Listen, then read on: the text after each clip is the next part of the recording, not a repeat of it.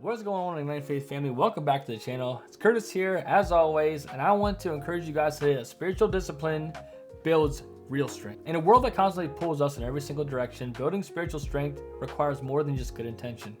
It requires discipline. Spiritual discipline is not just about following rules. It's about creating habits. It's about building lasting strength in our faith. Today, I want to talk about 3 key disciplines that will not only strengthen your spirit, but will also empower you to live out your faith with boldness and resilience. So discipline 1, spend daily time with God. It's the most simple one. It's the easiest one. The first spiritual discipline that builds real strength is setting aside daily time with God.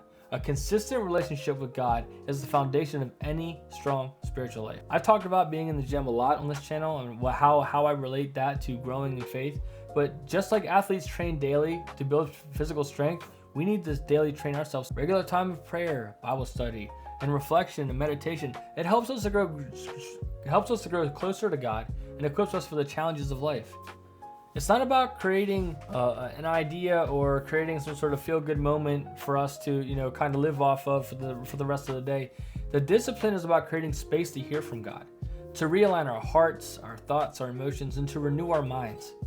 We have to become new every single day. We cannot carry what happened yesterday into our todays. We have to make it new. We have to reset. We have to set ourselves in a place of victory. It's on us. It's not on God. It's on us. God's there. He's already said it. He's already done it. It is finished. Jesus said it before he gave up the ghost on the cross. We have to take that and we have to apply it to our lives. Hebrews 12:11 says, "No discipline seems pleasant at the time, but painful. Later on, however, it produces a harvest of righteousness and peace for those who have been trained by it." While daily time with God might seem challenging at first, and believe me, I know, I've struggled when I first started my faith walk. Getting into prayer in my space behind me was like 5 minutes of torture. But now I can pray for long periods of time, and it's not just praying, it's seeking God, worshiping, praising, it's applying all my disciplines and just having a fantastic moment in time with God, giving him all of my focus in that point in time. That's what it's about. And like I said, it's going to seem challenging at first, but over time it will produce a peace and strength that cannot be found elsewhere. It's going to produce a perfect peace, because you know without a shadow of a doubt that when you step into that private time with God, he is there and he is with you. It's not always easy, because we have to let go of ourselves. We have to leave our flesh at the door. We have to leave our flesh, outside of our prayer closet.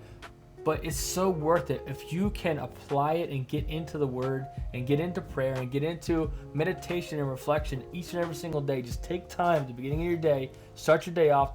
Before you turn on your phone, before you turn on your computer, before you auto start your car, before you get your coffee, before you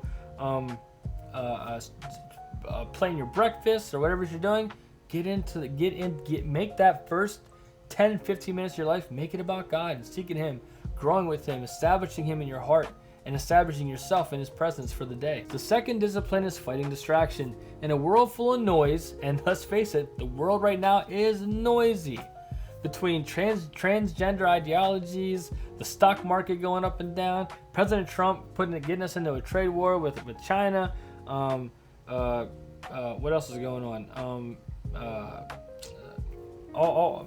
So much. There's so much stuff going on. But between all that, the world is getting bored, the world is noisy, and it's easy to lose focus and drift away from our priorities to build real spiritual strength. That should be our first priority. Because if you build spiritual strength and you build trust in God, then all that other things that people are afraid of, the stock market crashing, the bond market going out of haywire, China, raising the price of everything by $1 million, whatever else may happen, it doesn't take root, because we are rooted in faith and we are rooted in trust in God. Because distractions are going to come in many forms. Like I said, the things I just said, plus we got social media, we got our work demands and our jobs, we got our personal struggles with relationships and family and friends, and even our own thoughts can betray us and cause us to fall short. To build spiritual strength, we need to actively fight against these distractions. We have to set up a place of warfare. We have to stand firm on our foundation. This means that we have to create boundaries, we have to prioritize what matters, and we have to be intentional about staying focused on God's call. We have to stay focused on God's call, because if not, we're going to miss. And if we miss, we fail. And if we fail, we're defeated. And God doesn't deal in defeat. God is only dealing in victory. So you can't blame God if you miss because you're distracted. Because God is already in the victory lane. You just have to hop in with them and pace with them. So we need to take time to actively guard ourselves from distractions, because they will creep in and steal their focus every single time. Case in point, when I listen to my Bible in the mornings, I have to listen to it like 2 or 3 times because I'll get lost in thought because I'm listening to my Bible. I read my Bible, but I also listen to my Bible. But I find when I listen to my Bible, I kind of lose track and I got to re-listen to the same verse 3 or 4 times. Is that good? Fantastic. I'm listening to the same verse 3 or 4 times, or same chapter 3 or 4 times. But I have to keep myself on guard, because if not, I'm never gonna get past James chapter 15.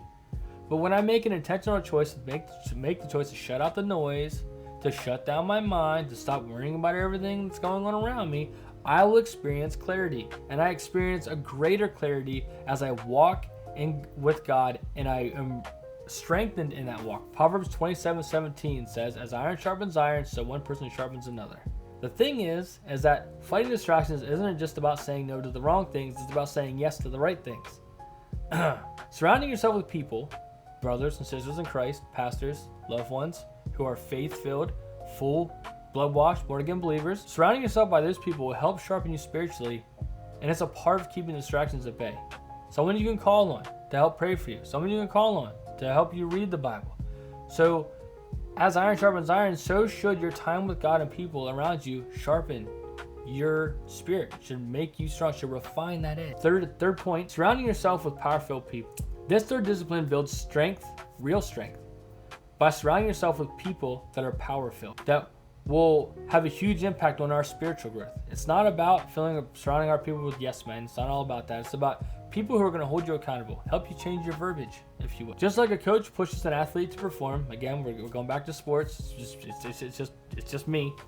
The right people in your life will encourage you, will lift you up, will build you, will strengthen you, will challenge you to stay focused on God's purpose. This discipline is about choosing to invest in relationships that will build you up spiritually. Powerful people are those who will challenge you to grow in faith, but help you stay accountable. They're going to challenge you to grow, but they're going to hold you accountable in that growth. They're not going to let you fall to the wayside. They're not going to let you fail and then tell you how you failed. They're going to say, hey, stay accountable. Stay the course. Hey, stop it. Hey, you're veering a little left. You need to cut it back right. These relationships will keep you accountable, help you grow, and protect you from distractions that could weaken your walk with God. We don't want to grow weaker. That's not the point of this.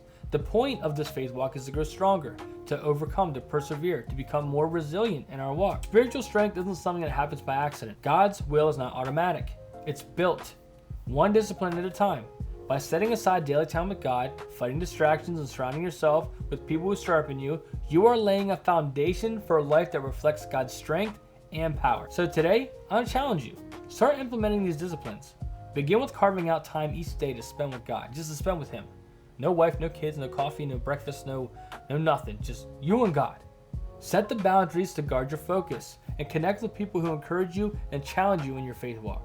As you build these habits, you will see real strength, and that will rise up in your life, and you will begin to rise up, and you will begin to take back the time. You will begin to take back the boundary. You will begin to take back the authority, and you will drive far away from you any enemy, any adversary, anything that is trying to cause you to stumble. You will drive it away, and you will walk in power. You will walk in faith. You will walk in spiritual strength, the likes of which you might not have realized you were even capable of.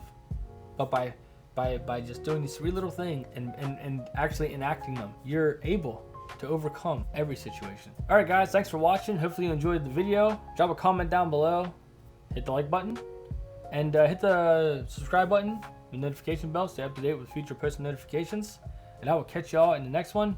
Peace out, and I love you.